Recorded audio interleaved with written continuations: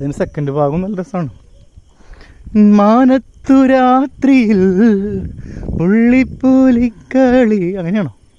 നന്നിന്നാനേ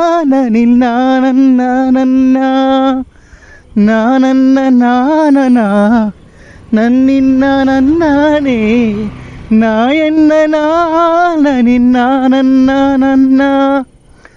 നാനിന നാനിന നാനിന താനന താനന തന്നാനന താനിന താനന താനന തന്നാന താനന്ന തന്നാന താനനന്ന ഇങ്ങനെയല്ലല്ലോ.